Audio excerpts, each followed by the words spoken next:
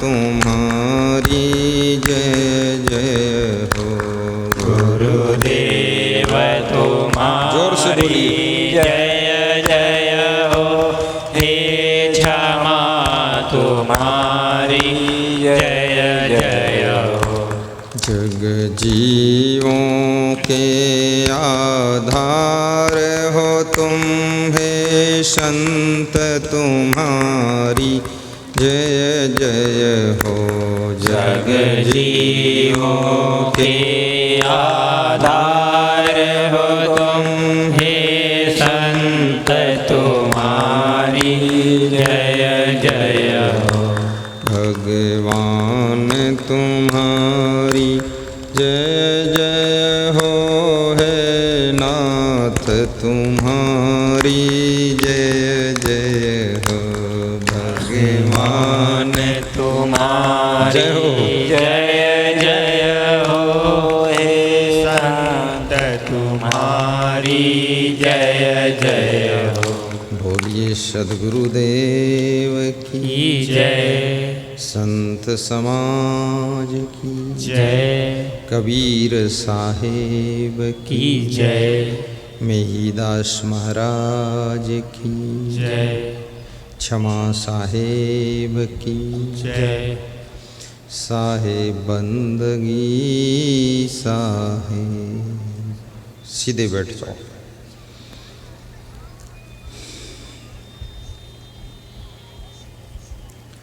प्रातः स्मरणी संसार को शांति का संदेश देने वाले सद्गुरु कबीर साहेब की असीम अनुकंपा से, पूज्य श्री क्षमादेव जी की कृपा से हिंदुस्तान की सेवा भूमि बिहार प्रदेश डिस्ट्रिक्ट अररिया ग्राम तुनहा खुटहा बैजनाथ आदि गांवों के मध्य में सुखद सत्संग महाज्ञान यज्ञ संपन्न हो रहा है। माया मोह की नींद से जगाने वाले वैराग्य संपन्न संत महात्मा, धर्म स्नेही बंधुओं, श्रद्धा मूर्ति माताओं बहनों तथा मेरे प्रिय आत्मन बच्चों,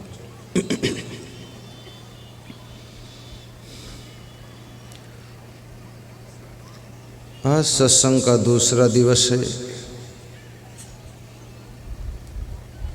बड़ी प्रसन्नता की बात है। सत्संगी भाइयों बहनों का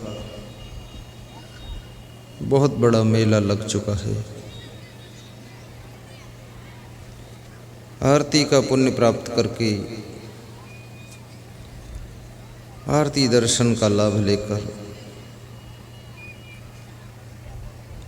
अब सत्संग में हम और आप प्रवेश करते हैं।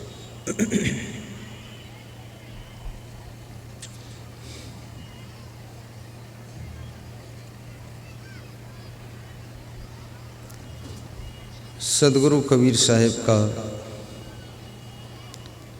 नाम आपने सुना होगा। विश्व के कोने कोने में कबीर के ज्ञान का प्रभाव दिखाई देता है।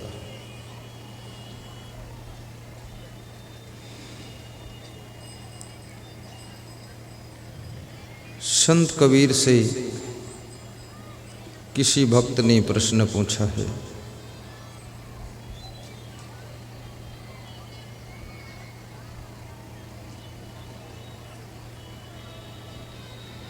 कि मनुष्य सुख चाहता है, शांति चाहता है, फिर भी ये दुखी क्यों रहता है? इसका क्या कारण है? कृपया शांति बना लें, बातचीत बंद कर दें, मोबाइल बंद कर दें, जूते चप्पल छिपा लें, बच्चों को पकड़कर बैठ जाएं, बोलचाल बंद करें। महिलाएं ध्यान को एकाग्र करें ताकि सत्संग में कोई बाधा ना पड़े। तो कबीर साहब कहते हैं, चाहत सुख दुख संग न छाड़ा। बड़ी महत्वपूर्ण बात है। चाहते तो सुख हैं, लेकिन जिन आदतों के कारण दुख मिलता है, जिस दुर्गुण के कारण दुख मिलता है, जिस बुराई के कारण दुख मिलता है, जिस स्वभाव के कारण दुख मिलता है, जिस चरित्र के कारण दुख मिलता है, उसे ये मनुष्य छोड़ना नहीं चाहता है। गलतियां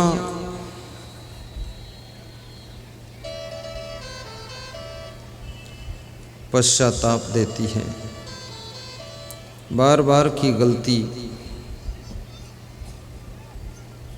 संताप देती है। जिंदगी भर जो गलती करता है, फिर वो गलती उसको 3 ताप देती है, दैहिक दैविक भौतिक तापा। कभी शरीर की बीमारियों से दुख होता है,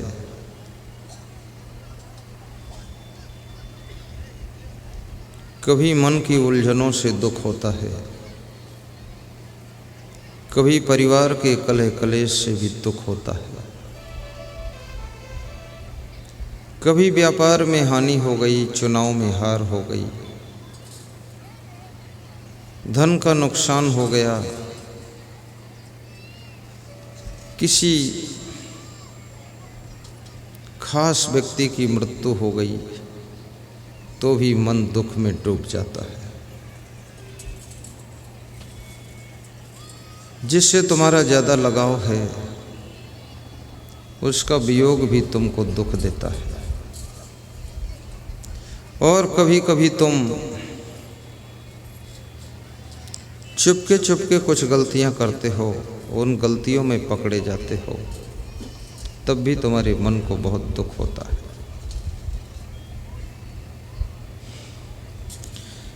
कभी कभी आलस्य के कारण, अकर्मण्यता के कारण, काम न करने के कारण भी आपकी जिंदगी में दुख आता है। गरीबी आ जाती है, आवश्यकताएं भी पूर्ण नहीं होती हैं और मन दुखी हो जाता है। कभी कभी अंधाधुंध तादाद से ज़्यादा रात दिन मेहनत करने के कारण तुम्हारी बॉडी में बैलेंस बिगड़ जाता है, हार्मोन्स डिस्टर्ब हो जाते हैं, जिससे आपके शरीर में बहुत बीमारियां आती हैं। जिनके लिए तुम धन कमाते हो,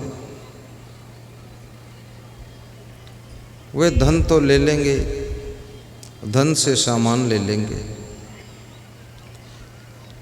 लेकिन धन कमाने की दौड़ में जो तुमने शरीर को स्वस्थ करने के लिए समय नहीं निकाला, व्यायाम नहीं किया, और जब शरीर तुम्हारा बहुत बीमार हो गया, तो उस शरीर की तकलीफ में कोई बंटवारा नहीं करेगा। इसलिए कारोबार कितना ही बड़ा हो, राजनीति कितनी भी बड़ी हो, सिस्टम तुम्हारा कितना ही बड़ा हो, थोड़ा व्यायाम करने के लिए भी समय निकालिए। और यदि तुम्हारे पास में मोटे काम हैं, तो अलग से व्यायाम की जरूरत नहीं। खेत में काम कीजिए, सबसे बड़ा योगा है। गाय भैंस की सेवा कीजिए, सबसे बड़ा व्यायाम है। बोरियां उठाइए, सबसे बड़ी कसरत है। पानी भर भर करके गाड़ी धोइए, सबसे बड़ा एक एक्सरसाइज है। जो फिजिकल वर्क नहीं करते हैं, हार्ड वर्क नहीं करते हैं, उनका हार्ट कमज़ोर हो जाता है। और हार्ट ऐसा कमज़ोर हो जाता है कि हार्ट अटैक की बीमारी आ जाती है। हार्ड वर्क करने वालों का हार्ट मजबूत रहता है। इसलिए मैं निवेदन करूंगा, थोड़ा कड़ा काम, थोड़ा बड़ा काम, थोड़ा वजन काम भी करना चाहिए। मेंटल वर्क अर्थात बुद्धि के कार्य आपके तभी सफल हो सकते हैं जब आपका शरीर स्वस्थ रहेगा। और बुद्धि से जितने कार्य किए जाते हैं, मेंटल वर्क उसको कहते हैं, जैसे कुर्सी पर बैठकर लिखने का काम, ये मेंटल वर्क। जैसे प्रवचन करने का काम, ये मेंटल वर्क। मेंटल मतलब माइंड से काम किया जाता है। जैसे सत्संग सुनने का काम, ये भी मेंटल वर्क। इसमें आप हाथ पांव से कोई काम नहीं कर रहे, खाली बैठे। इसलिए ज़्यादातर लोग जो बैठे रहते हैं उनके शरीर में भी बड़ी बड़ी बीमारियां आती है। बैठना, तुम बैठोगे तुम्हारे अंदर बीमारी बैठ जाएगी। तुम खड़े होगे तो बीमारी खड़ी हो जाएगी, और तुम चल पड़ोगे तो बीमारी चल के निकल जाएगी।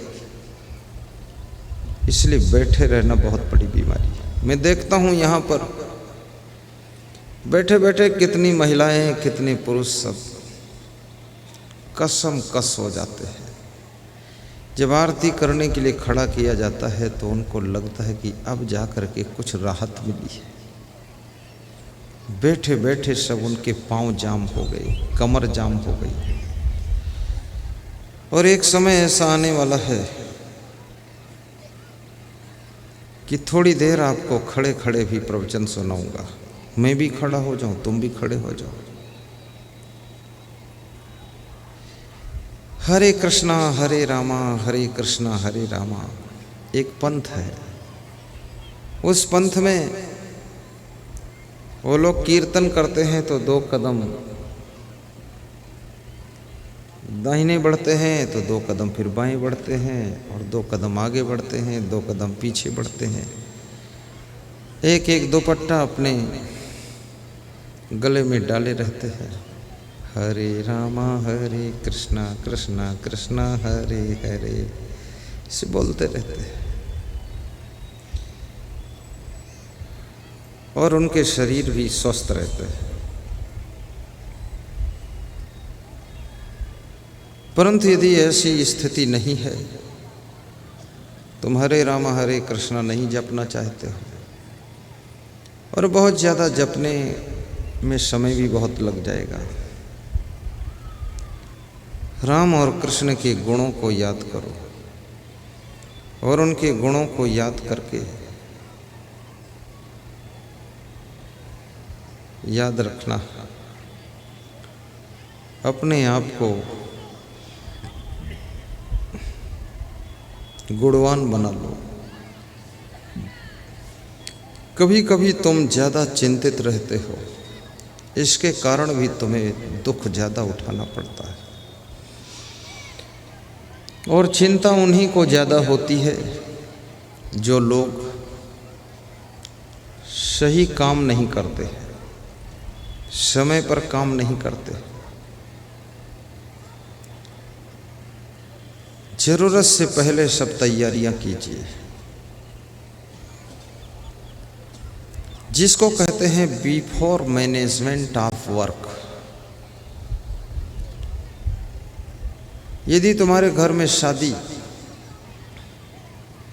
10 अप्रैल को है, आपकी तैयारियां 30 मार्च को हो जानी चाहिए, तो आपको चिंता नहीं रहेगी। यदि सत्संग समागम आपके यहाँ 19, 20 और 21 मार्च को है, ये तैयारियां 10 मार्च को फाइनल हो जानी चाहिए। 10 दिन एडवांस अपनी तैयारी कीजिए। जहाँ जहाँ तुम आलस्य करोगे, जहाँ जहाँ लापरवाही करोगे, जहाँ जहाँ फिक्र नहीं करोगे, वहाँ वहाँ डिस्टर्ब होगा, नुकसान होगा, फॉल्ट होगा। और फॉल्ट होने के बाद तुम टेंशन में आ जाओगे, दुखी हो जाओगे। तुमने द्वार पर गाड़ी खड़ी कर दिया है। सारी दुनिया में तुमने सुना होगा कि सकारात्मक सोचिए, नकारात्मक मत सोचिए। पॉजिटिव थिंकिंग रखना चाहिए, नेगेटिव थिंकिंग मत करो, हमेशा पॉजिटिव सोचो। पर मैं कहता हूँ जो हमेशा पॉजिटिव सोचते हैं उनको सफलता मिलती ही नहीं है। जो पॉजिटिव के साथ साथ नेगेटिव भी सोचते हैं, जिनकी समग्र दृष्टि है, समग्र सोच है, जो कार्य के हर पहलू पर ध्यान देते हैं, वो नेगेटिव हो या पॉजिटिव हो, सभी एंगल को देखते हैं, वे लोग असफल नहीं होते। द्वार पर तुमने गाड़ी खड़ी किया है, तुम निश्चिंत हो गए, पॉजिटिव सोच रहे हो, गाड़ी खड़ी है ठीक है, लेकिन मैं निश्चिंत नहीं हूँ। मुझे लगता है उस गाड़ी को चोर भी ले जा सकते हैं, क्योंकि कई लोगों की गाड़ियाँ चोरी में गई। तो उस गाड़ी को अंदर खड़ा करिए। और तुम कहते हो अंदर जगह नहीं है, ये तुम्हारी बुद्धि की कमी है।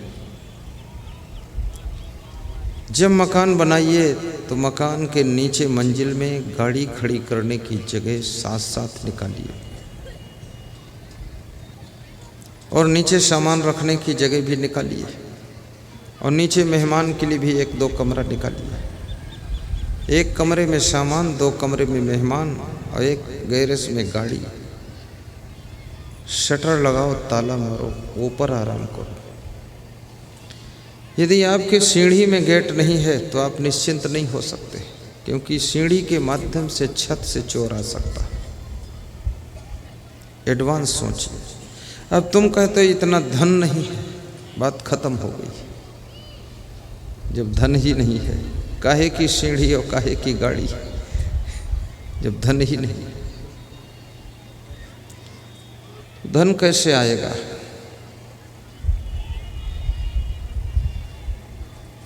पांच लोगों को धन मिलता है। नंबर 1, वश्येन्द्रियाणि जितात्मान। जो लोग अपने मन को नियंत्रण में रखना जानते हैं और इंद्रियों को वश में करना जानते हैं। धृत दंडम विकारिषु। तीसरी चीज, जो गलती करने वालों को दंड देना भी जानते हैं। परिवार में भी लोग गलती करें, उनको थोड़ा दंड दीजिए। आपके मजदूर भी गलती करें, उनको भी थोड़ा दंड दीजिए। 1 बार क्षमा कीजिए, 2 बार क्षमा कीजिए, 3 बार क्षमा कीजिए, 4थी बार थोड़ा दंड दीजिए। क्योंकि बिना दंड के लोग उदंड हो जाते हैं। एक बालक फ्रांस की गलियों में दौड़ता जा रहा है। फ्रांस एक देश है हिंदुस्तान जैसा, हिंदुस्तान से छोटा नहीं है, बहुत बड़ा देश है। विश्व के इतिहास में एक वो समय था कि फ्रांस का बोलबाला था। फ्रांस, फ्रांसीसी। एक बालक गलियों में दौड़ रहा है और वो बालक एक सामने से लड़की आ रही है। लड़की के सिर पर फलों की टोकरी है और गली मोड़दार है। दौड़ता तेज है, उस लड़की से टकरा जाता है। उस लड़की के सिर पर रखी हुई फल की टोकरी नीचे गिर जाती है और फल लुढ़क करके सब नाली में चले जाते हैं। फल खराब हो गए, गंदी नाली में फल गिर गए और वो बालक भाग गया। गलती करने वाले भागना भी चाहते हैं और गलती करने वाले डरते भी हैं, और गलती करने वाले झूठ भी खूब बोलते हैं, और गलती करने वाले गुर्राते भी बहुत। वे समझते हैं थोड़ा सा गुर्रा देंगे कोई कुछ कहेगा नहीं, लोग डर जाएंगे। और गलती करने वाले गुस्सा भी बहुत करते हैं, और गलती करने वाले मुंह भी अजीब टाइप का बनाते हैं। ऐसा वो मुंह बनाएंगे कि उनके मुंह को देख करके तुम संकोच में पड़ जाओगे कि अब कुछ मत कहो, पहले से ही मुंह फुला के बैठे।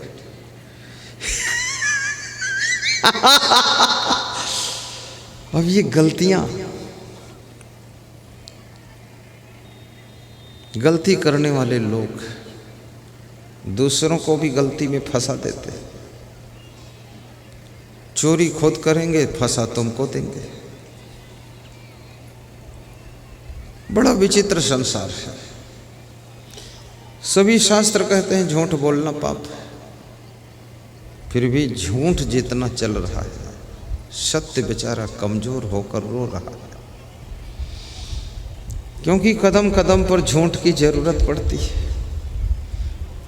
और किसी भी गलती से बचने के लिए झूठ बहुत बड़ा ब्रह्मास्त्र है। बस यही कहना है, हम तो वहाँ थे ही नहीं, हम तो वहाँ गए ही नहीं। तुम पूछोगे तुम कहाँ थे, बोले कहीं नहीं। अरे तुम उधर थे, वो कोई और होगा, मैं तो इधर था।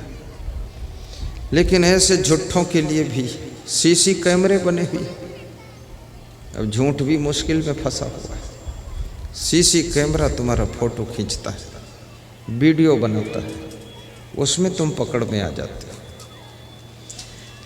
कितने सीसी कैमरे लगाओगे, कितने फोटो खींचोगे? दुष्ट न छोड़े दुष्टता, कोटिक मिले जो संत।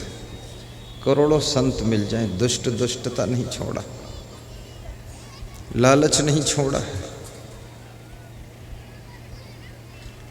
और ये भी याद रखना, जिंदगी भर झूठ बोलो,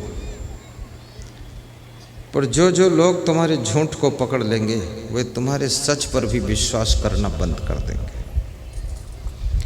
और इस दुनिया के अंदर जो विश्वास खो देता है वो संसार में सदैव असफल होता चला जाता है। विधानसभा में, लोकसभा में जब विश्वास मत को प्राप्त नहीं कर पाता है मुख्यमंत्री प्रधानमंत्री, तो इसका मुख्यमंत्री का पद चला जाता है, प्रधानमंत्री का पद चला जाता है। जो विश्वास मत को जीत लेता है वो प्रधानमंत्री मुख्यमंत्री बन करके देश के ऊपर शासन करता है।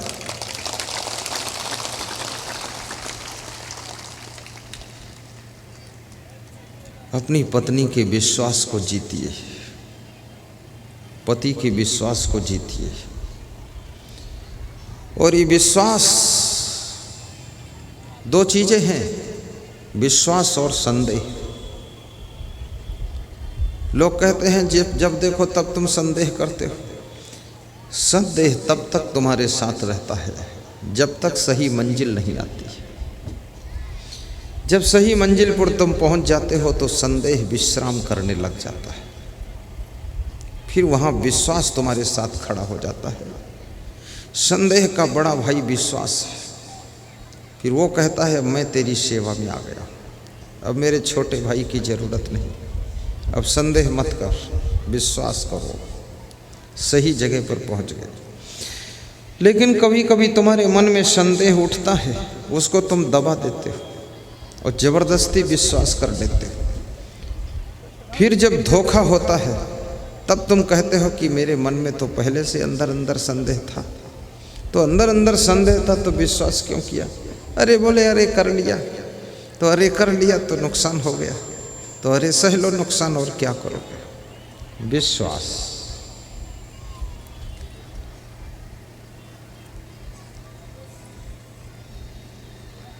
और जो पति अपनी पत्नी के विश्वास को नहीं जीत सकता है, जो पत्नी अपने पति के विश्वास को नहीं जीत सकती है, जो बेटा बहू अपने माता पिता सास ससुर के विश्वास को नहीं जीत सकते हैं, जो भाई भाई के विश्वास को नहीं जीत सकता है, जो शिष्य गुरु के विश्वास को नहीं जीत सकता है, तो याद रखना जिसके पास विश्वास नहीं है उसके लिए जिंदगी में अब कोई आस भी नहीं है, अब कोई आस नहीं है।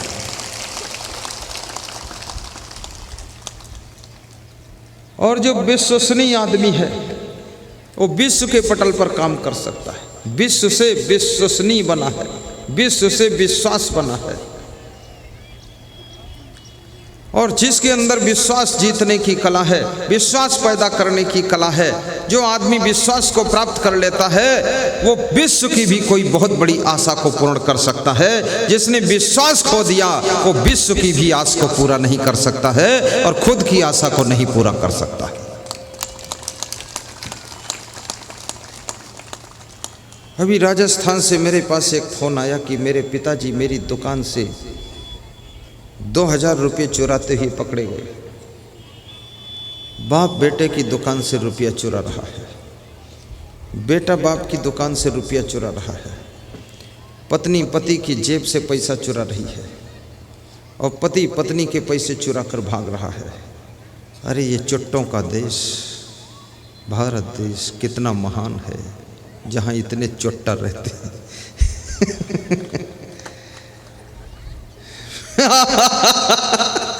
मुझे तो हंसी भी बहुत आती चुट्टों पर, चुट्टा और झुट्ठा और बतकट्टा, और फिर भी ना मानो तो दिखा देंगे हाथ में कट्टा। हाँ, लड़कियों का दुपट्टा, कुत्ते के गले में पट्टा, हाथ में लिए घूमते कट्टा, और बात करे झुट्ठा और स्वभाव है चुट्टा।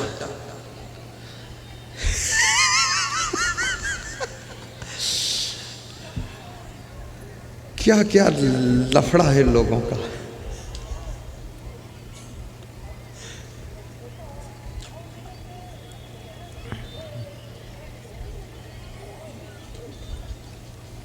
साहिब बंदगी बोलिए, साहिब बंदगी। थोड़ा हंसी आती है इसलिए हंस भी लेता हूँ, रुक जाता हूँ। सत्संग करते करते मुझको भी हंसी आ जाती है। अब मैं क्या करूँ, आ जाती है तो आ जाती है।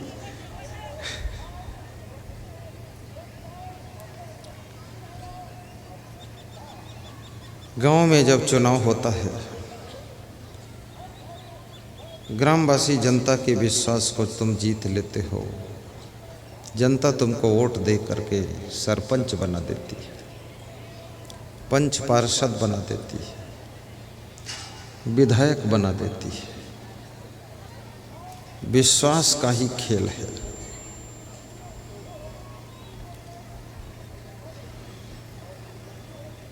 आश्रम में जाकर के साधु बनकर जब तुम विश्वास जीतते हो, तुम्हें कहना नहीं पड़ता है।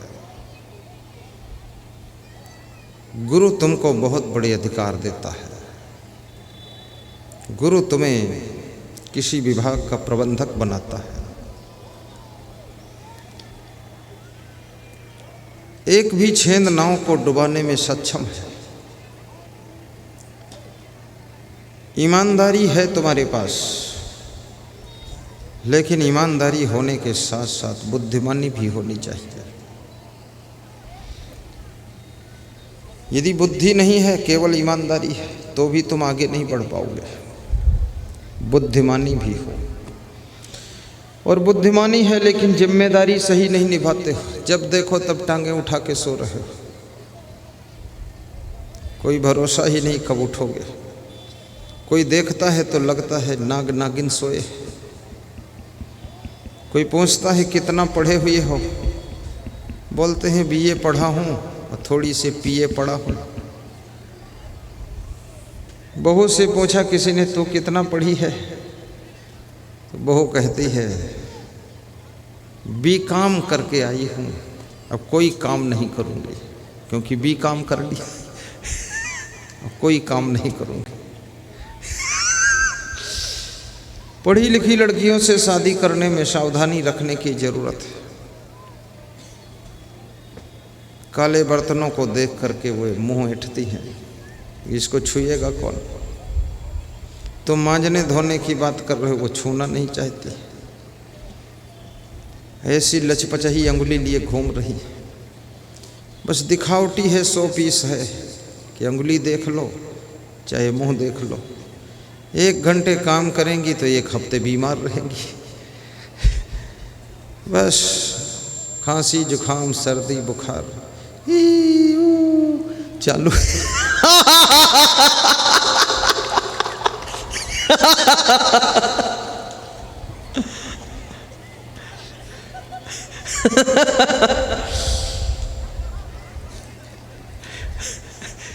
लड़कियां तो हंस रही, पर ये पुरुष लोग नहीं हंस रहे, क्योंकि ये इतना भुक्त भोगी है, पूरी रीढ़ टूट गई इनकी। सब दुर्दशा कराए बैठे हैं कि प्रभु तुम ही संभालो सब, इनको और कोई नहीं संभाल सकता तुम्हारे अलावा। इनको सबको लेकर आया हूँ, कुछ ऐसा इंजेक्शन मारो सुधर जाएं ये देवी लोग। और देवियाँ भी सोचती हैं इधर ये जो बैठे हैं भस्मासुर, इनका क्रोध शांत करो। बहुत खतरनाक है मामला।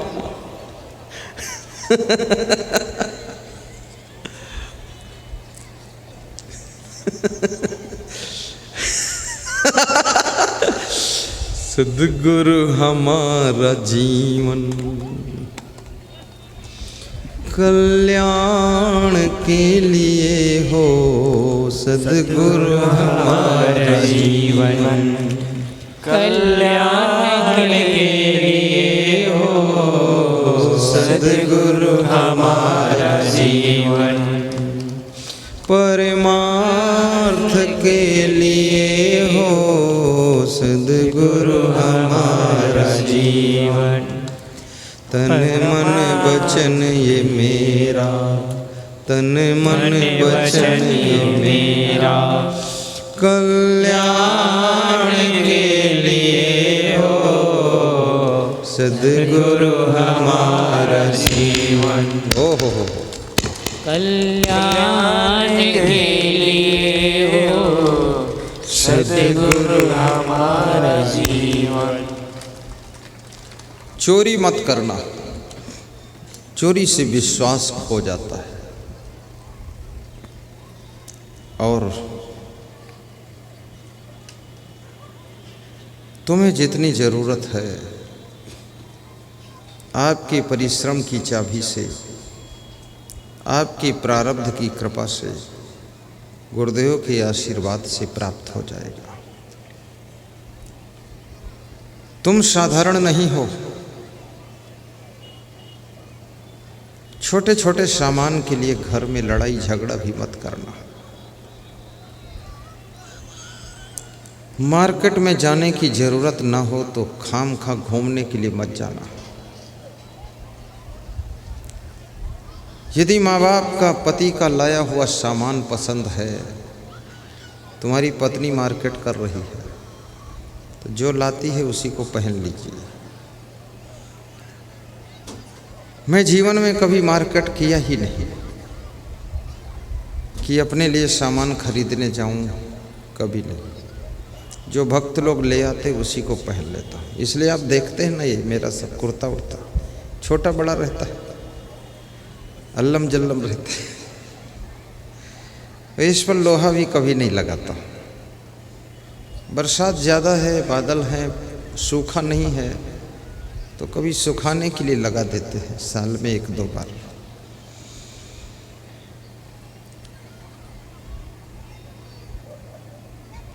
आश्रम में जब आया तो मेरे गुरुजी सामान ले आते थे, उसे ही पहन लेता था। थोड़ा बड़ा हो गया तो हमारे शिष्य लोग ले आते थे। बड़ा हुआ तो एकदम बड़ा हुआ मैं, शिष्य से गुरु बन गया फटाफट। शिष्य लोग ले आते, और बड़ा हुआ तो भक्त लोग ले आते, आप लोग ले आते, किसी को पता चल गया तो ले आते। और कोई न कोई दयालु भक्त पता लगा लेता है कि गुरुदेव को ज़रूरत क्या है। कुछ भक्त पूछ लेते हैं क्या चाहिए गुरुदेव, तो मैं बता देता हूँ, एक मच्छरदानी ले आना। कौन से कलर की लाऊं? वाइट ले आना। डबल बेड की लाऊं कि सिंगल लाऊं? तो मैंने कहा दोनों के बीच की ले आना, न डबल हो न सिंगल। बोले इस नाप की तो आती भी नहीं। मैंने कहा स्पेशल बनवा लेना, क्योंकि सिंगल थोड़ा कम चौड़ी हो जाती है, डबल थोड़ा ज़्यादा हो जाती है। और डबल तो कोई मेरे साथ सोएगा नहीं, सुलाता भी नहीं हूँ, सोता भी नहीं, सो सकता भी नहीं है, क्योंकि पूरी जिंदगी अकेला जीवन, बड़ा सुखी जीवन, कोई झंझट नहीं।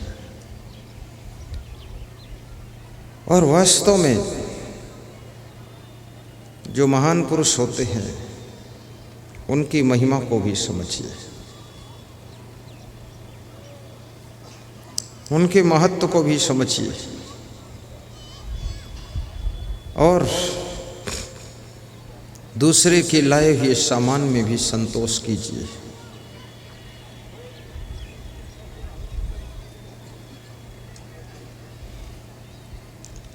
अच्छा काम करो, उन आदतों को छोड़ दो जिन आदतों के कारण तुम्हारे घर में गरीबी आ रही है, जिन आदतों के कारण तुम्हारे घर में कलह कलेश हो रहा है। उस स्वभाव को बदल दो जिसके कारण तुम्हारे घर में अशांति पैदा हो रही है। चिड़चिड़ा स्वभाव चेंज कर दीजिए, कम बोलने का स्वभाव बनाइए, पूरी जिंदगी अलर्ट होकर के काम कीजिए, आलस्य को त्याग कीजिए। आलस्य तुमको गरीबी देता है।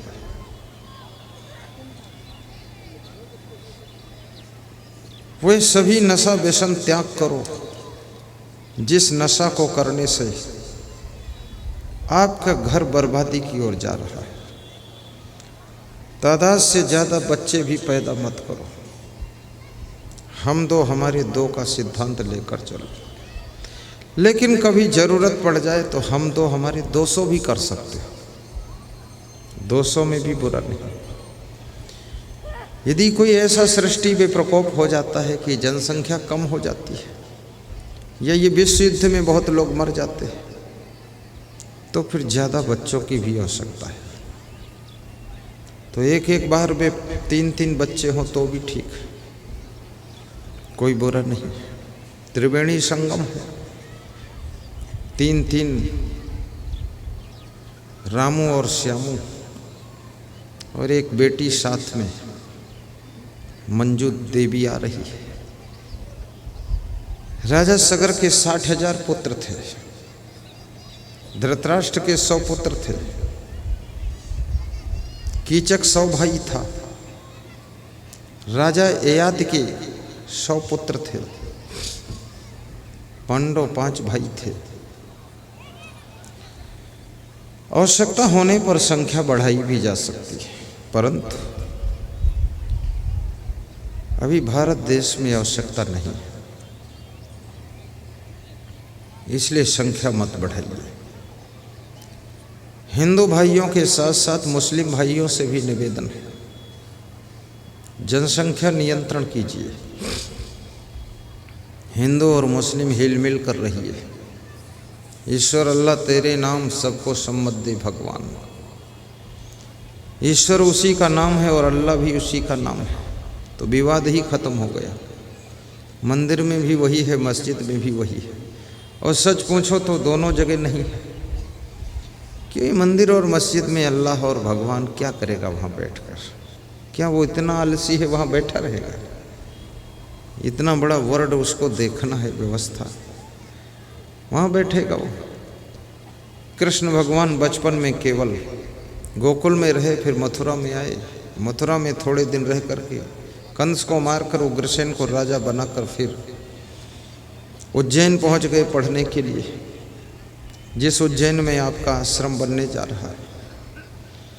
वहाँ पढ़ाई पूरी करके फिर मथुरा वापस आए और मथुरा में सबको समझाया कि मथुरा छोड़ दो। मगध नरेश जरासंध, इस बिहार का नाम मगध भी था, जरासंध बिहार के ही थे। और जरासंध इतना बर्बरता से आक्रमण कृष्ण के ऊपर करता था। कृष्ण को मथुरा छोड़कर भागना पड़ा। 3 बार आक्रमण किया, द्वारिका छोड़कर समुद्र में कूदना पड़ा। बिहार के लोग वीर भी होते हैं, भगवान को भी रण मैदान से भागने के लिए मजबूर कर देते हैं। उस प्रदेश का नाम बिहार है, जहाँ पर जरासंध ने भगवान को भी खदेड़ दिया था। और भगवान की हिम्मत नहीं थी कि जरासंध से लड़ूं, केवल भागते थे बस कि बचो इस नालायक से, गर्दन मरोड़ देगा ये। और जरासंध बहुत खतरनाक राजा था, कंस का ससुर था। जरासंध की 3 बेटियां कंस को ब्याही थी। कंस के मरने के बाद वो कृष्ण से नाराज हुआ था कि मेरी 3 बेटियों को विधवा करने वाले तुम हो, इसलिए मैं तुमको मारूंगा।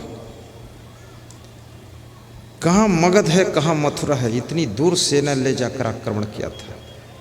कहाँ द्वारिका है, यहाँ से लगभग 2500 किलोमीटर होगा। वहाँ जा कर के सेना तीसरी बार पहुँचाया। भगवान कृष्ण जान बचाने के लिए समुद्र में कूद गए। उस समुद्र में जिस टापू पर जा कर के कृष्ण रहते हैं, वहाँ केवल अरहर की दाल होती, चावल नहीं होता। वहाँ से 100 किलोमीटर दूर पोरबंदर है, वहाँ उनके मित्र सुदामा रहते थे। सुदामा को सूचना पहुँचाया कि दाल तो है यहाँ, चावल तो ले आ। तो चावल की पोटली बांध कर ले गया, तो दाल भात बनाकर खाते थे। लोग सोचते चावल क्यों ले गया, खाएंगे क्या, आखिर नहीं ले जाएंगे। तब से ये परंपरा हो गई कि मित्र के यहाँ जाओ तो कुछ ले करके जाओ, गुरु के पास जाओ कुछ ले करके जाओ। मेरे पास भी लोग आते हैं, आज बहुत से लोग रसगुल्ला लाए थे सफ़ेद, कोई पेड़ा लाया था, कोई घर से पेड़ा लाया था, पूर्णिया से लोग, कोई फल फूल लाते हैं। और जो ज़्यादा होशियार हैं खाली हाथ भी चले आते हैं। और फिर हम ही से प्रसाद मांगते हैं कि जो कुछ कोई लाया हो हमको दे दो, तुम खाली हाथ जाओ।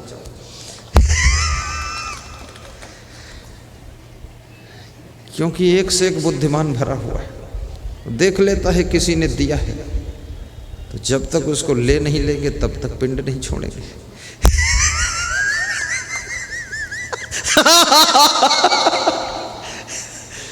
और मैं भी सोचता हूँ अब दे ही दो, कौन मुड़ चिर्रा पना करे, दे देते। आज मैं प्रसाद लेकर ही आया। यहाँ जो प्रणाम करने आते, दक्षिण आदि भेंट करने आते, उनके लिए टाफी लाया। ओम प्रकाश मेहता से मैंने कहा वो टाफी ला दो कुछ, बोले ला दूंगा। मैं तो धन्यवाद देता हूँ इस त्रोनाहा गांव के लोगों को, खुटहा बैजनाथपुर वालों को आशीर्वाद देता हूँ जो 5-6 गांव के लोगों ने इसमें आर्थिक, शारीरिक, मानसिक, बौद्धिक सहयोग प्रदान किया। क्योंकि ये जितना बड़ा कार्यक्रम है ये मेरी कल्पना से बाहर है, मेरे सपना से बाहर है। कल मैं इस मंडप को देखता था तो मुझे लगता था ये बहुत फालतू मंडप बना दिया गया है। और आज मैं देख रहा हूँ तो आश्चर्य में डूब गया हूँ कि पीछे और मंडप बढ़ाया जा रहा है। इतना बड़ा मंडप भी छोटा पड़ गया है। अगर कोरोना का लफड़ा ना होता तो शायद बिहार का ये सबसे बड़ा कार्यक्रम होता। रिकॉर्ड तोड़ मेहनत किया है इसमें यहाँ के भक्तों ने। और मैं निवेदन करूँगा ये आयोजक मंडल की जो कमेटी है, इस क्षेत्र के लोग उनसे मिल करके उनको थोड़ा और दान वान करें, सहयोग करें, ताकि इतने बड़े कार्यक्रम में कुछ कमी न लगने पाए। भंडारा भी बहुत विशाल भंडारा चल रहा है।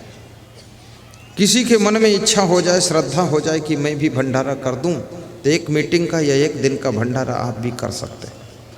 आपका नाम व्यास गादी से मैं लूँगा अपने पवित्र मुख से, धन्य होगा आपका नाम।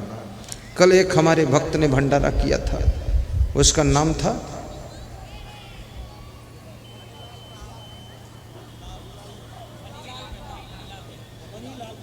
फनीलाल मेहता। अगर बैठे हो तो दिखा दें, थोड़ा अपना दर्शन करा दे, दर्शन दे दे मेहता राम। बाहर निकल आओ। आ जाओ, इधर आ जाओ, आगे बढ़ जाओ, आगे आ जाओ। फनीलाल मेहता, कितनी बड़ी श्रद्धा है। अपना पेट तो चिड़ियाँ और चींटियाँ भी भर लेती है, अपना पेट तो पशु पक्षी भी भर लेते हैं, अपना पेट तो हर मनुष्य भर लेता है, अपना बेटा बेटी पेट पेटी सब भर लेते हैं। लेकिन याद रखना, जो दूसरों के पेट का इंतजाम करे उसे ही महान इंसान कहते हैं, उसे महान इंसान कहते हैं।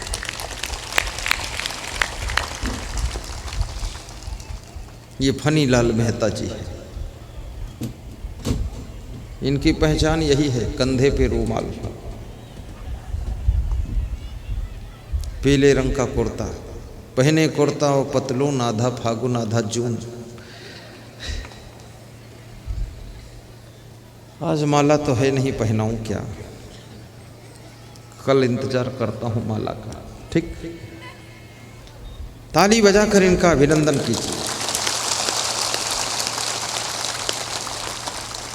बहुत बड़ा सम्मान प्राप्त किया है। जाओ, बैठ जाओ, फलो फूलो, सुखी रहो, मनोकामना पूरी हो आपकी। सेवा के लिए कोई बंधन नहीं है। दूसरे गांव का व्यक्ति भी यहाँ भंडारा में सेवा कर सकता है, और सेवा चाहे जहाँ का व्यक्ति करे उसका पुण्य उसी को मिलेगा, दूसरे को मिलता नहीं। जो लोग भंडारा में दाल चावल सब्जी परोसने का काम कर रहे हैं, पानी पिलाने का काम कर रहे हैं, जो लोग साफ सफाई में जुटे हुए हैं, उन सबको व्यास गादी धन्यवाद दे रही है। जिन जिन ने पोस्टर चिपकाए, होर्डिंग लगाई, अनाउंस किया है और जन जन में निमंत्रण बांटा है, उनको भी हम बहुत बहुत शुभकामना कर रहे हैं कि आपकी मेहनत आज सार्थक हो चुकी है।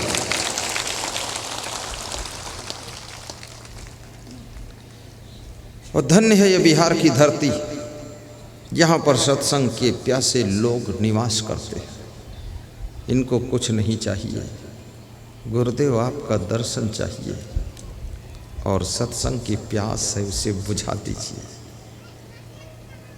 और मुझे तो बिहार में अब बहुत अच्छा लगने लगा है। अब क्या, पहले भी अच्छा लगता था, पहले कोई खराब थोड़े लगता था हमेशा अच्छा लगता है। और ऐसा मंत्र मारो बिहार के लोगों कि आपके बिहार में हर साल आऊँ, बार बार आऊँ और बार बार बिहार में सत्संग करके और चुपचाप वापस चला जाऊँ। ऐसा मंत्र मार देना। मंत्र मारोगे कि नहीं मारोगे? मारोगे? महिलाओं तुम भी मंत्र मारोगी? ये भी मंत्र मारेंगे। मंत्र तो कुछ होता ही नहीं है।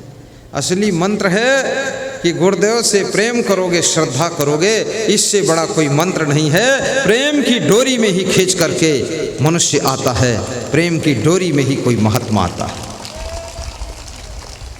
प्रेम से बड़ा कौन सा मंत्र है?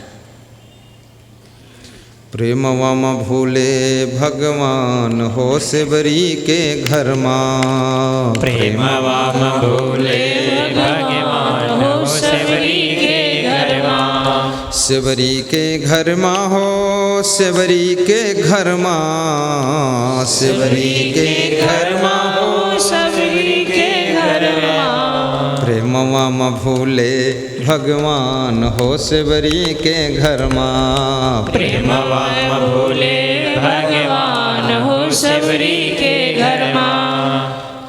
प्रेम वाम भूले गुरुदेव हो बिहार प्रदेश माँ। प्रेम वाम भूले हो गुरुदेव बिहार प्रदेश माँ। ये आदमी जो गा रहा है, ये पता ही नहीं चल रहा है कि स्त्री है कि पुरुष है।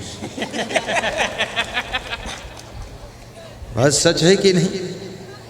मैं अपने कमरे से सुन रहा था तो मैं सोच रहा था कोई स्त्री गा रही, और जब यहाँ आया तो देखा ये पुरुष है, तो मैंने सोचा ये स्त्री कहीं पुरुष के कपड़े पहनकर बैठी क्या? अभी भी वो बोलता है मेरे साधुओं के गला से निराला गला है उसका, और मेरे से कह रहा था कि आप रख लो अपने पास, और कहीं स्त्री होगा तो और खतरा।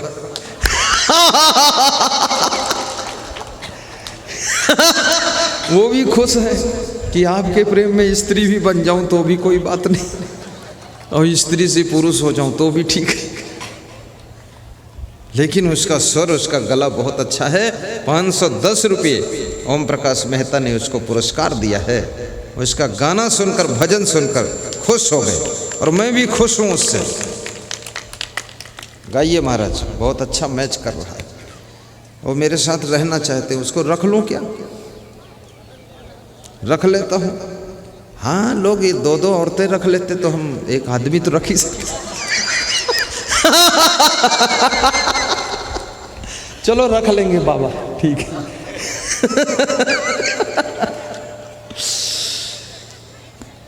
प्रेम माम भूले भगवान हो सेवरी के घर माँ। प्रेम माम भूले भगवान हो सेवरी के घर माँ। सेवरी के घर माँ हो, सेवरी के घर माँ। सेवरी के घर माँ हो, सेवरी के घर माँ। भक्ति माँ भूले भगवान हो सेवरी के घर माँ। भक्ति में भूले भगवान हो सेवरी के घर माँ। खट्टे मीठे बेर सेवरी चखी चखी लावे। खट्टे मीठे बैर सेवरी चखी चखी लावे। भोग लगई हैं भगवान हो सेवरी के घर माँ। भोग लगई भगवान हो सेवरी के घर माँ। भक्ति माँ भूले भगवान हो सेवरी के घर माँ। भक्ति में भूले भगवान हो सेवरी के घर माँ। प्रेम माम भूले भगवान हो सेवरी के घर माँ। प्रेम माँ भूले हो भगवान हो सेवरी के घर माँ। गंगा जमुना से सेवरी जल भरी लावे। गंगा जमुना से सेवरी जल भरी लावे। चरण पखरी हैं भगवान हो सेवरी के घर माँ। चरण पखरी भगवान हो सेवरी के घर माँ। भक्ति माँ भूले भगवान हो सेवरी के घर माँ। भक्ति में भूले भगवान हो सेवरी के घर माँ। प्रेम माम भूले भगवान हो सेवरी के घर माँ। प्रेम माँ भूले हो भगवान हो सेवरी के घर माँ। बोलो सद्गुरु भगवान की। जय। अगली बार जब सत्संग करना तो मैं आपको एक तरकीब बता देता हूँ। 2 बजे से 5 बजे तक करना, 1 बजे से 5 बजे तक करना। सुबह की मीटिंग ख़त्म, एक बार मुझे बिठा देना, 4 घंटे सुनाता रहूँ। सुबह आइए, नाश्ता कीजिए, प्रवचन में बैठिए, भोजन कीजिए, प्रवचन में बैठिए, प्रवचन सुनिए, भोजन कीजिए, घर जाइए। ये ठीक रहेगा कि नहीं? अब सुबह भी हम ज़्यादा से ज़्यादा 1 घंटा 20 मिनट कर पाए थे और शाम को भी ज़्यादा से ज़्यादा 1.5 घंटा कर पाते हैं। मुश्किल से 2.75 घंटा हो पाता है। आने में आधा घंटा लग जाता, जाने में 20 मिनट लग जाते। एक बार बैठूं तब से युद्ध शुरू हो तो पूरा फाइनल होना चाहिए। ठीक है, बिल्कुल पलट देना है बाजी पूरी। पुरानी परंपराओं की टाइम टेबल को चेंज कर देना है। एकदम नया मोड़ जिंदगी में होना चाहिए। अगली बार बदलाव करेंगे हम, लेकिन पता नहीं इस तुनहा में दोबारा आने का हमारा योग हो ना हो। फिर आना होगा हमारा कि नहीं होगा? जोर से बोलो, जोर से बोलो। महिलाएं कह रही नहीं होगा। क्या बोल रही हो माता लोग? होगा? क्या होगा? आना होगा। अच्छा, ठीक बात है। मंच पर बैठना होगा, बता रहे। आना होगा, मंच पर बैठना होगा और प्रवचन सुनाना होगा और स्कूल में ही सोना होगा। धन्य हो। प्रेम की गंगा बहाते चलो, ज्योति से ज्योति जलाते चलो, ज्योति से ज्योति जलाते चलो। प्रेम की गंगा बहाते चलो, प्रेम की गंगा बहाते चलो। हाँ हाँ बोलो। ज्योति से ज्योति जलाते चलो, ओहो, ज्योति से ज्योति जलाते चलो। क्या बात है दमदार आदमी, ये हमको थोड़ा रेस्ट दे सकता है। एक कड़ी उठाऊंगा फिर पूरी ज्योति जलाकर ही मानेगा ये। तेल बाती सब ठीक कर देगा 5 मिनट में। अच्छा लगा, चलो फिट है आज, इसीलिए बिठाया हूँ इसको। उसके साथ एक और है, वो नाल बजाता है, ये खुद हारमोनियम बजाते हैं। मैंने कहा कितने लोग? बोले 2 लोग। तो हमने कहा ठीक, ज़्यादा भीड़ रख नहीं पाऊँगा, 2 आदमी ठीक ले लूँगा, रख लूँगा, अच्छा लगेगा। आइए पुनः सत्संग शुरू कर दें। सीधे बैठ जाओ।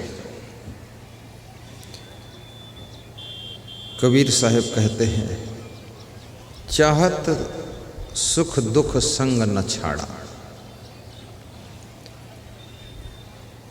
मनुष्य सुख चाहता तो है, लेकिन दुख देने वाले कर्मों को नहीं छोड़ता है।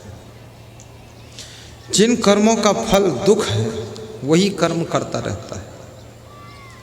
जिस स्वभाव का फल दुख है वही स्वभाव बनाए रहता है। जिन आदतों का फल दुख है उन्हीं आदतों को दोहराता रहता है। जिन दुर्गुणों का फल दुख है वही दुर्गुण करता रहता है। इसलिए साहब कहते हैं, यदि तुम्हारे ऊपर कोई छाया पड़ रही है और छाया को हटाना चाहते हो, तो जिस चीज़ की छाया पड़ रही उस चीज़ को हटाना पड़ेगा, तभी उस छाया से तुम बच सकोगे। दुख और सुख, हमारे अंदर जो दुर्गुण है वही दुख के कारण है।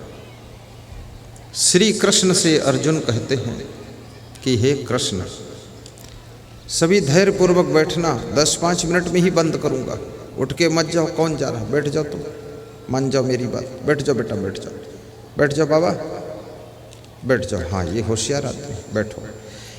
देखो कोई उठना नहीं, सत्संग को बड़ा रूप नहीं दूंगा, इशारा समझ गए तुम। युक्ताहार विहारस्य युक्त चेष्टस्य कर्मसु युक्त स्वप्नों बोधस्य योगो भवत दुःख शक्नोति है यह सोढ़म प्राक शरीर विमोक्षणात् काम क्रोधोद्भवम वेगम सह युक्ता स सुखी नरः श्रद्धवा लभते ज्ञानम तत्परः संहितेन्द्रियः ज्ञानम लब्ध्वा पराम शांतिम अचिरेण अधिगच्छति दुःखेषु अनुद्विग्न मनः सुखेषु विगत अस्पृहा वीतराग भय क्रोधा स्थित धीमनुच्यते नास्ति बुद्धि अयुक्तस्य न च अयुक्तस्य भावना न च अभाव यथा शांति अशांतस्य कुतः सुखम। सुख कहाँ है? कृष्ण कहते हैं, जिसका आहार विहार यथा योग्य है, जिसके कर्म यथा योग्य है, जिसका शयन और जागरण यथा योग्य है, अधिक सोने वाले, अधिक खाने वाले, तादाद से अधिक जागने वाले, उल्टा पलटा खान पान करने वाले लोग हमेशा दुखी रहते हैं। कृष्ण कहते हैं कि ठंडी चीज़ों को शाम को मत खाइए, सुबह खाइए। कृष्ण कहते हैं पेट भरने के लिए मत खाइए, एनर्जी प्राप्त करने के लिए खाइए। कुछ चीज़ें ऐसी हैं, कम खाने से भी ऊर्जा ज़्यादा बनती है। एक केला में 200 कैलोरी एनर्जी होती है। 3 केला खा लो बहुत है। आलू में बहुत एनर्जी है, स्टार्च है आलू में। और सबसे ज़्यादा एनर्जी चाहते हो, स्पिरुलिना, जिसको कछुआ खाता है और खा करके 250 वर्ष तक जीवित रहता है, 350 वर्ष जीवित रहता है। स्पिरुलिना, कछुआ जो रहता, समुद्री कछुआ हो या नदियों में रहने वाले कछुआ, वो हरे रंग का शैवाल होता है, उस शैवाल को खाता है। पालक से 1000 गुना ज़्यादा उसमें प्रोटीन होती है। तुम दाल 1 किलो पियो और उसका थोड़ा सा चुटकी भर खा लो, 1 किलो दाल की ताकत हो देगा spirulina. Life advance guard heart attack को रोकता है, हार्ट के ब्लॉकेज खोल देता है।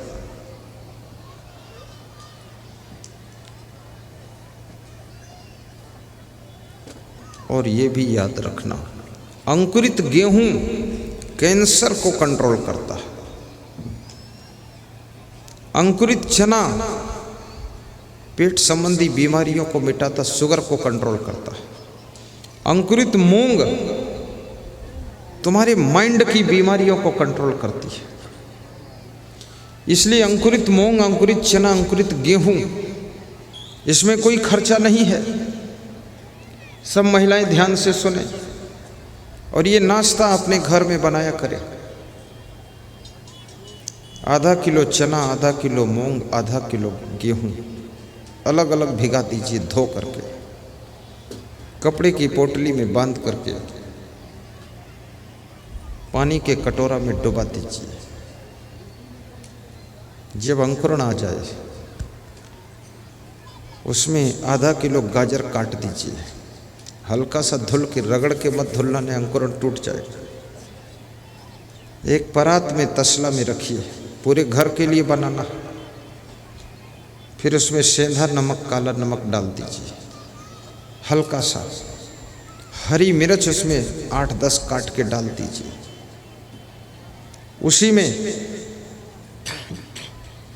10-12 गाजर काट दीजिए, 2-4 मूली काट दीजिए और फिर मिक्स कर दीजिए। उसमें 4-6 टमाटर काट दीजिए। फिर परिवार के लोगों को 1-1 कटोरा सुबह सुबह 7 बजे दे दीजिए। थोड़ा नींबू निचोड़ दीजिए, ऐसा टॉनिक तैयार होगा। उसको खाने के 1 घंटे बाद 1-1 केला सबको खिलाकर 1-1 गिलास गरम गरम दूध पिला दीजिए। 12 घंटे के अंदर पेट के समस्त रोगों का अंत होगा और आपका चेहरा दमकता होगा, सुस्ती खत्म होगी और पेट की कब्जियत खत्म होगी। केवल तुम बचोगे, बाकी बीमारी सब खत्म हो जाएगी।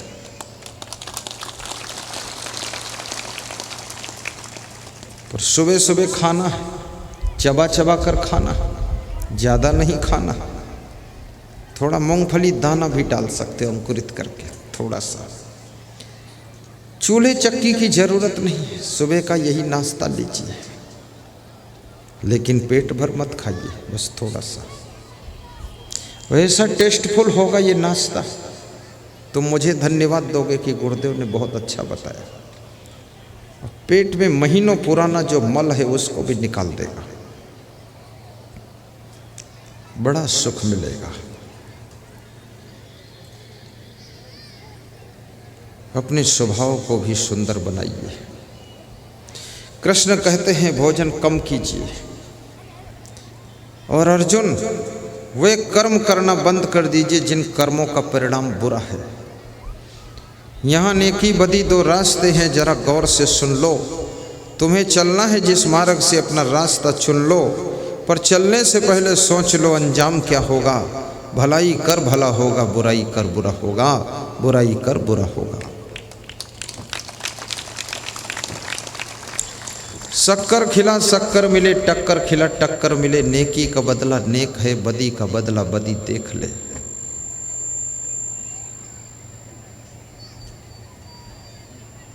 आप सभी के घर में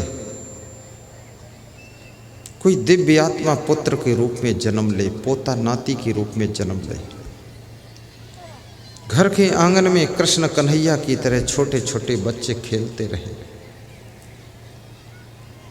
आपकी झोली और आपकी गोदी भरी रहे, ऐसा व्यास गादी आशीर्वाद प्रदान करती। हंसी खुशी की जिंदगी आपकी बनी रहे, दुखों को सहने की क्षमता पैदा हो।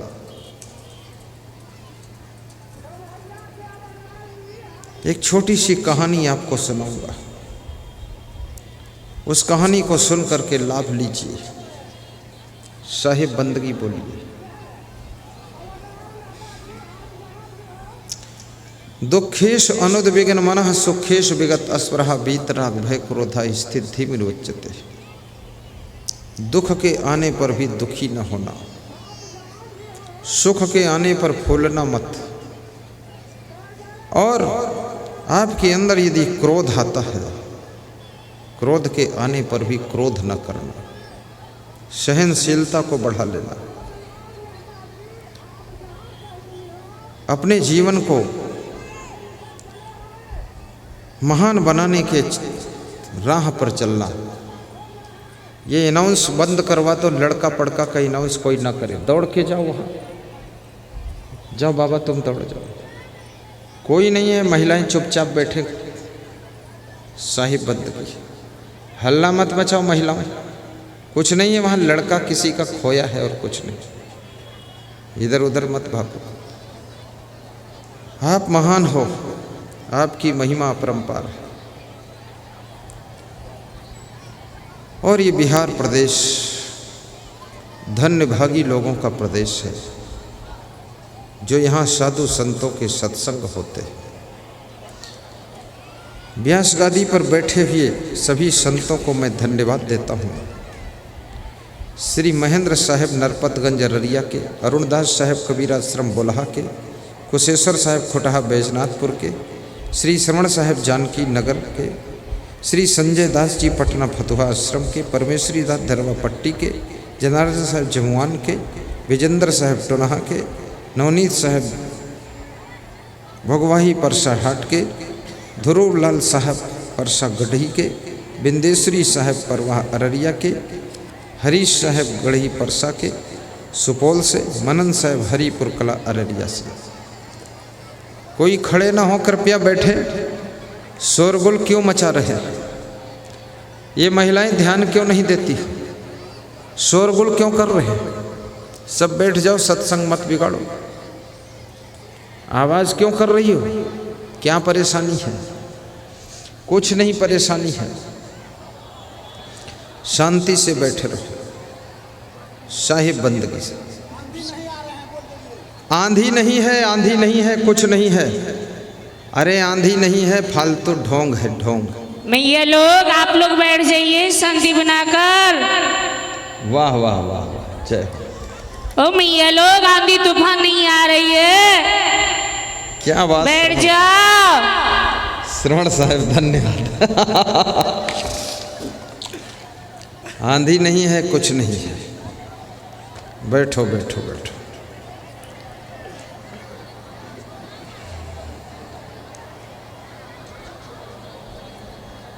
तुम्हें देख कर के एक ख्याल आ रहा है कि जैसे फरिश्ता दर्श दे रहा है। तुम्हें देख कर ये ख्याल आ रहा है कि जैसे फरिश्ता दर्श दे रहा है। जय हो। मैं उनको भी धन्यवाद देता हूँ जो मंडप में बंधे हुए दान डब्बों में अपना अपना श्रद्धा समर्पित कर रहे हैं। उनको भी धन्यवाद देता हूँ जो हरिद्वार कुंभ मेला के भंडारे के लिए अन्नदान धन दान कर रहे हैं, और उनके लिए भी मेरी शुभकामना है जो गुरुमंत्र लेकर के अपना कल्याण कर रहे हैं। अभी आपको सत्संग के बाद गुरुमंत्र मिलेगा स्कूल में, और जिनको माला पहनाया हूँ उनको फिर से मंत्र सुनाऊंगा। सब लोग वहाँ इकट्ठे होना। अब अपने अपने स्थान पर भाव श्रद्धा से खड़े हो जाएं, आरती का लाभ लें, और 2 मिनट में आरती का लाभ ले करके उसके बाद आगे की सूचना प्रसारित होगी। यहाँ जितनी दुकानें आई हैं वहाँ से सामान भी खरीदें, सब मीठा उठा लें, और अपने घर पे गुरुदेव की आश्रम से आए हुए साहित्य को लेकर जाएं, जिससे कि आपके घर में सुख शांति रही। आरती का शुभारंभ करें महाराज जी। गरीब निवाज साहेब आरती हो, आरती दीन दया साहेब आरती हो, आरती गरीब निवाज साहेब आरती हो, आरती दीन दया साहेब आरती हो।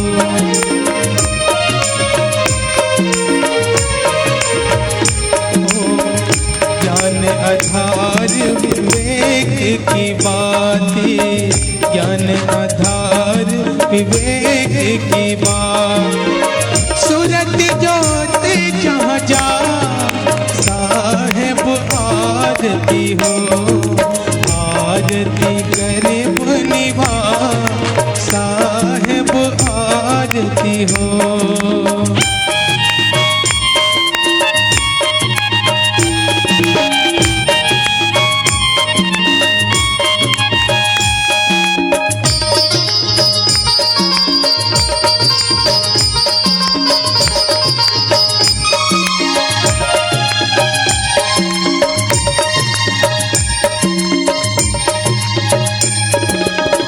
आरती करो सतगुरु साहिब की, आरती करो सतगुरु साहिब की, जहाँ तब संत समा साहिब आरती हो, आरती दीन दया साहिब आरती हो, आरती गरीब निवाज साहिब आरती हो। दरस परस गुरु चरण शरण भयो, दरस परस गुरु चरण शरण भयो, टूट गयो यम की आस साहिब आरती हो, आरती दीन दया साहिब आरती हो, आरती गरीब निवाज साहिब आरती हो।